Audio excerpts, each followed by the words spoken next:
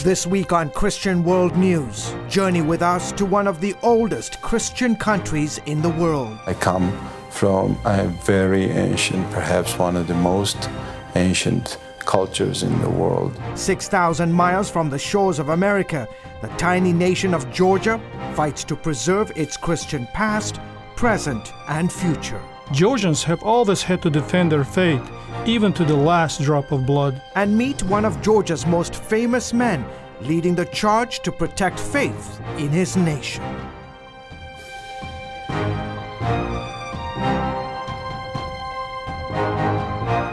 Hello everyone, welcome to this week's edition of Christian World News. I'm George Thomas. On this special edition of the broadcast, we focus on a part of the world few people have ever heard of or know its location. I traveled some 6,000 miles to the tiny nation of Georgia. No, I am not talking about the state here in the U.S., but an ancient land where culture, tradition, and faith in Jesus Christ run deep.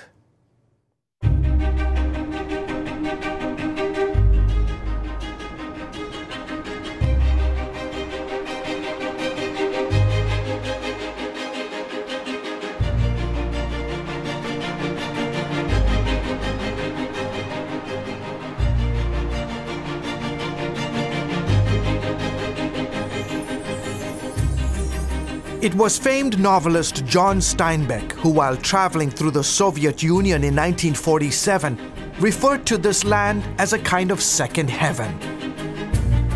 And it's easy to see why. Once part of the Communist Empire and often called the Riviera of the Soviet Union, the Republic of Georgia nestles between the Caucasus Mountains and the Black Sea. Turkey and Armenia flank its southern border. Azerbaijan is to the east, Russia to the north. Levan Vazadze is a Georgian businessman. I come from a very ancient, perhaps one of the most ancient cultures in the world. An ancient place where people speak a language that's over 2,000 years old. Ethnographer Luasab Togonitse says his is a country that has also witnessed its fair share of turmoil. Georgians go through a lot. Because of the geographical location, many armies, invaders would pass this way. History here is measured in millennia, not centuries. And throughout the ages, your country has been the playground for numerous empires. The Ottomans, the Persians, the Greeks, the Byzantine Empire, the Romans, the Mongols, the Russians. In the capital city of Tbilisi, the ancient and modern mix seamlessly to create a beautiful portrait of Georgia's rich culture and traditions. One of the best ways to take in the sights and sounds of Tbilisi is to take one of these trolleys up the mountain.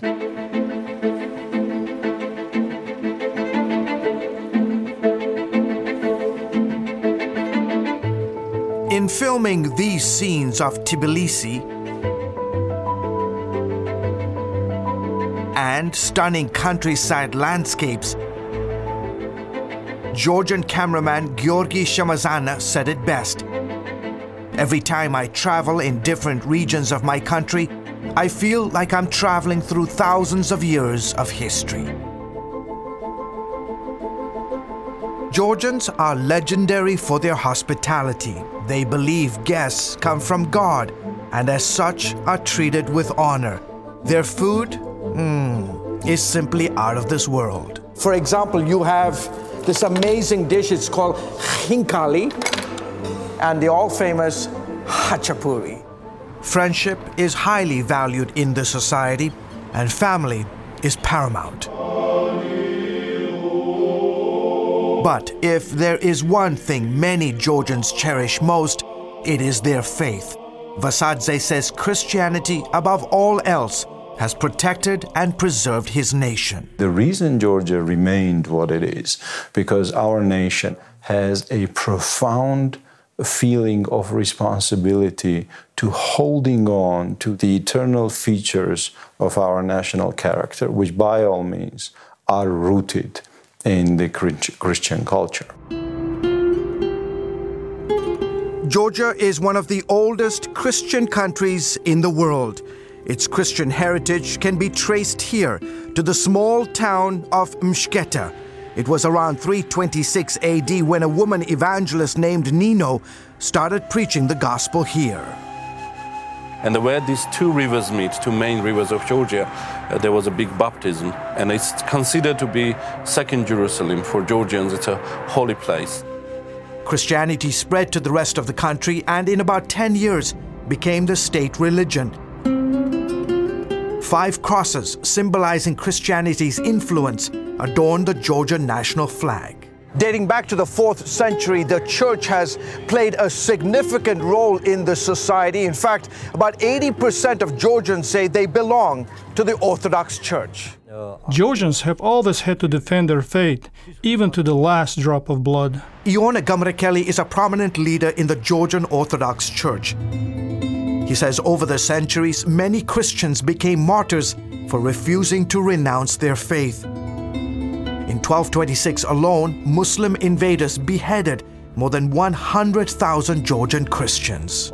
There have been numerous attempts by invading armies to force us to give up our faith, but we never back down. Ellen Kavlelashvili is curator at Georgia's National Museum. She has in her collection priceless manuscripts, rare Bibles, and other historical artifacts documenting Georgia's Christian heritage. Today, the role of Christianity is even more significant as we face new challenges. Kavlelashvili believes her country today stands at a crossroads, with the countries of Central Asia, Russia, Europe, and the Middle East all vying for cultural and religious influence. She says tiny Georgia must once again stand to protect her heritage. I hope Georgia's example of unconditional love and dedication to faith are a testimony to all mankind. People should realize that the absence of faith is disastrous for a nation. Christianity is how we survived in the past, and it's how we will survive in the future.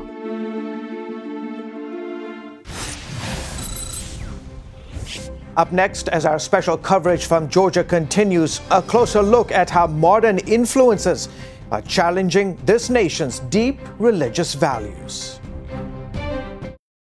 Angels were created to serve God. These magnificent beings have awesome power beyond our comprehension.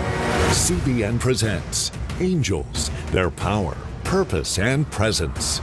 In Pat's latest DVD, you'll get the biblical insight into these mysterious spiritual creatures and discover the important role they play in God's kingdom and in your life. We're also going to meet real people who have come face to face with these divine creatures and have experienced what can only be described as miraculous, life-changing encounters. As he started pulling me through, it was just a burst of white light. My thought is the angels were there to hold me together. I knew that this was something that was happening and it was supernatural. Angels, their power, purpose, and presence. Call now or go to CBN.com to get your copy of Angels. Hello, I'm Terry Newsom. Did you know there are more than 148 million orphans in the world today? 148 million. But it was 3 little girls that taught me about the plight of orphans. My husband and I spent nearly a month immersed in the daily activities of a Ukrainian orphanage as we waited to adopt 3 sisters. I saw firsthand the utter loneliness, the pain of rejection, and the overwhelming desire to be loved. That experience changed me forever. And out of it grew a ministry from my heart called Orphans Promise. Today, we're helping orphans and vulnerable children in more than 50 countries worldwide. Thousands of children are now in safe homes. They're being educated, and they're learning life skills. I'm asking you to join with me and become family to these children. Will you call the number on your screen right now? Because every child deserves a chance to be happy.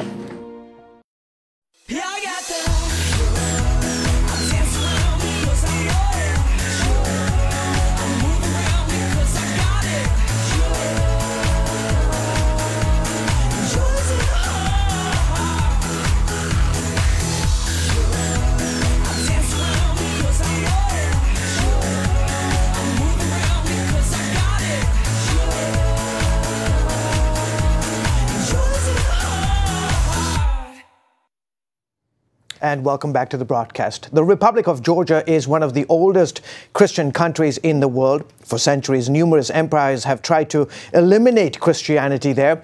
Now, Georgia faces a new challenge to its values and its faith, this time from the United States and Europe. 25 years after the collapse of the Soviet Union, Georgia's Prime Minister says forging ties with the West is in his country's best interest. There is a very clear will of Georgian people and population to be pro-Western, to be pro-European. The tiny nation of Georgia lies between Russia and Turkey.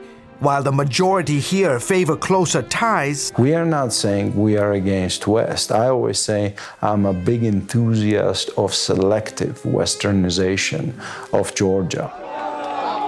Many like Levan Vazadze insist the opening must not happen at the expense of Georgia's faith and family values. We'll take all the productive, progressive things from you, but we'll throw in garbage all the nonsense. And unfortunately, in this particular case, this means your current pseudo-moral standards need to stay outside of Georgia. Vazadze is a prominent Georgian businessman and pro-family advocate. The pseudo-moral standards he refers to are efforts by the US and EU to force Georgia into accepting homosexual practices and same-sex marriage as societal norms. If you think indecent, radically sexual behavior is what you want to do, that's your choice. But if I think that this is an embarrassing sin, I want to remain a society which is allowed to say that. Much to his dismay, the Georgian parliament, under pressure from the European Union and with help from international pro-gay groups, passed a controversial law in 2014 making it illegal to discriminate against people on the basis of their sexual orientation. Vazadze says the decision amounted to the legalization of homosexuality in Georgia. You say this law is part of an international agenda. What is that agenda? To destroy a family. I believe the front line of this war is in every living room and in every bedroom, where your wife and my wife, our children, sleep. The front line is now spreading to Georgian classrooms, with children as young as 8 being taught gender theory. To somehow alter and change. Tinatin Khorbaladze is director of a pro-family organization. She says the aim is simple yet alarming. To change the thinking of the children, to be open and to accept the things that still my generation and elder generation considered to be not really acceptable. Georgia is deeply conservative. More than 80% of the population here say they belong to the Orthodox Church, and polls show a majority side with the church in opposing anything other than traditional heterosexual relationships. We feel the responsibility for the future of this country, for the future of our children and next generation. But not everyone agrees with the church's stance on marriage. Some human rights groups have labeled this country one of the most homophobic nations in the world. Are you afraid for your life? As for me personally, yes, because my life is in danger in Georgia, and not just because of my sexual orientation, but because of my professional activities as well. Georgi Tatashvili is transgender. He rarely gives interviews, but agreed to meet with CBN News at an undisclosed location in the capital. He is a lawyer for the LGBT community and says he has paid a price for it. They've arrested you, they've beaten you. Yes, many times I was beaten by policemen, ordinary citizens, and in general from many people. Tatashvili made headlines earlier this year when he became the first person ever to file a suit with the Constitutional Court seeking same-sex marriage. The lawsuit is still pending. A majority of Georgians today believe that what you're doing, your lifestyle, is sinful. And they say that you are destroying their country. I think that this is the case, and I'm not surprised people feel this way. The principles of secularism are practically violated in Georgia. The Orthodox Church puts so much pressure on the society to make sure Georgian human rights are not extended to include LGBT people.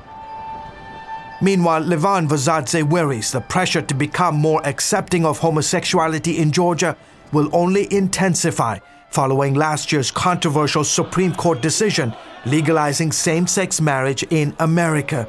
He bemoans the fact that since the ruling, many in America are too afraid to speak out against homosexuality. You can no longer freely express your opinion about what's shameful and what is disgraceful, and you are crucified for that. The whole concept of sin is being abolished. Where is it? The metamorphosis in English language is staggering. I studied it since I was a child, and I remember that shame meant shame. In modern English, when someone says it's a shame, he or she means it's a pity. So we see a gutting of the concept of shame. Vazadze is praying Georgia never reaches that point. He's urging his fellow countrymen to be bold in proclaiming the truth in love. Is it your opinion that the church in Georgia, Christians in Georgia like yourself, are in the end going to determine the future of your country? What else? Of course. That's it. Nothing else. As our special coverage continues, meet the most trusted man in Georgia who is fighting to keep faith alive. Parents, the Superbook Bible app is a great way to get your child reading the Bible, because in today's busy world, we can use some help. The free Superbook Bible app has fun stuff your kids will love. They'll have a blast learning the Bible, playing great games, watching cool videos, discovering heroes in the Bible. They'll have fun while they learn God's Word. The Superbook Kids Bible app, available now. Life. It's meant to be lived fully. Jesus said it. I came to give you life. Life to the fullest. Life in your family. Life in your finances. Life in your body, mind, and spirit. Life in your everyday.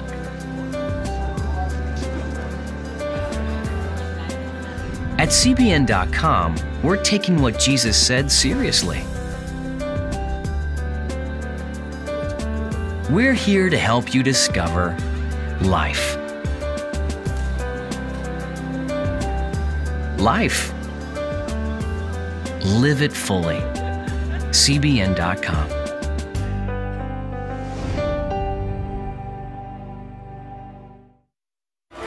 What's your emergency? We have a vehicle that is upside down and on fire. These people are trapped and we need the jaws of life. My feet were on fire. The car was filling up with smoke. There was fire coming in through my left door. The steering wheel was stuck in my chest. I couldn't move. The seatbelt, I kept trying to release it, but it wouldn't release. And I just screamed, God, send your angels now. I saw a set of just white hands. It was just a burst of white light.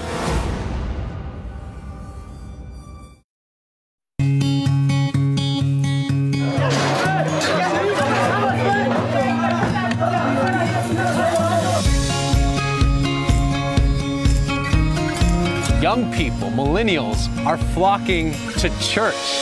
We're all in this together. There's no pretenses. It's not an exaggeration to say that we love to meet them and that we love to know their stories.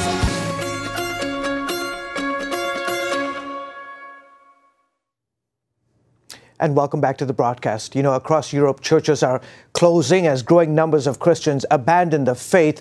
But in the nation of Georgia, the opposite is happening. Thanks to the efforts of one man, Christianity there is not only alive, it's thriving.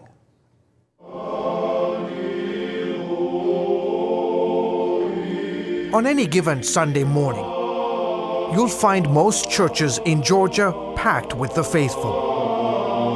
And one of the first things a visitor will notice is that there are no pews or chairs in most Georgian churches. That's because, unlike typical church meetings, Christians here stand during their services. We say that Orthodox are like candles because they stand before God in churches. It's uncomfortable to stand for 2 hours, 3 hours in a row, but we choose to. That was the case during a service at Holy Trinity Cathedral in Georgia's capital of Tbilisi, as thousands stood listening to their nation's most famous citizen. His name, Ilya II, and he leads one of the oldest Christian communities in the world. The history of the Georgian Church dates back to the 1st century AD, when the apostles of Jesus Christ entered Georgia and preached the gospel. At 83, this elder statesman has been affectionately dubbed the most trusted man in Georgia. He's the spiritual father of Georgia and a wonderful example of what it means to be a humble servant of God. You've probably never heard of him, but here in Georgia and surrounding countries, Ilya II is more famous than movie stars and politicians. Patriarch Ilya II is the most respected figure in Georgian society. In fact, his favorable poll numbers are over 90%. In an exclusive interview conducted at his private residence, Ilya II, whose official title is Patriarch of the Georgian Orthodox Church, spoke with CBN News about his country's deep love for God. The Church's past is intertwined with the people and history of our nation. In the 4th century AD, Christianity was officially declared as the state religion. That makes Georgia one of the oldest Christian countries in the world. Tucked between the Caucasus Mountains and the Black Sea, more than 85% here say they belong to the Orthodox Church. And while many neighboring European countries have seen religious adherence fall, Christianity in Georgia is witnessing unprecedented growth. We are like the little spiritual oasis in the middle of this region. Patriarch Ilya II was installed back on Christmas Day 1977, and since then he has managed to single-handedly revive the Georgian Orthodox Church. He took over at a time when Christianity was under severe persecution from the Soviet government.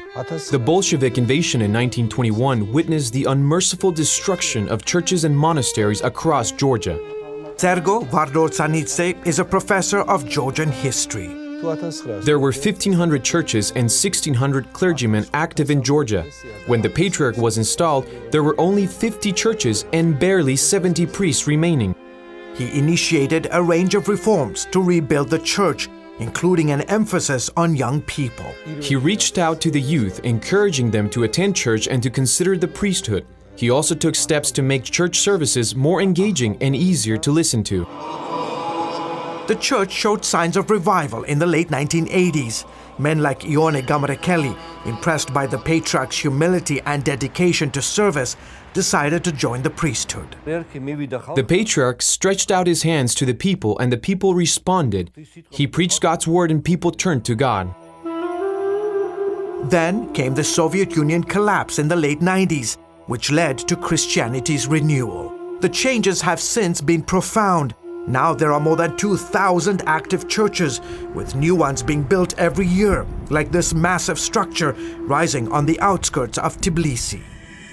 Also, more than 3,000 people have joined the priesthood, serving the spiritual needs of Georgia's nearly 4 million people. It has been said that the Patriarch inherited a church that was severely persecuted and covered in shroud. Now it is a living body. Nearly 3 hours after arriving for the service, a slow and frail Patriarch Ilya II finally makes his way through the throngs of worshippers that have gathered to hear him speak this Sunday morning. CBN News is granted unprecedented access to film as hundreds of men, women, and children line the ornate halls of Holy Trinity Cathedral to receive a prayer or special blessing. The Patriarch always says that all that's been achieved during his reign is because of the Lord's will. After decades of religious repression, many are grateful that the church in Georgia has not only survived, but is thriving, thanks in part to one man's desire to bring his nation closer to God. Many kind achievement has been accomplished, and I thank God for letting me undertake such endeavors for our nation. You can bring these amazing stories from Georgia to your friends and family. Simply go to our CBN News webpage and share it on Facebook and Twitter. Folks, we'll be back right after this.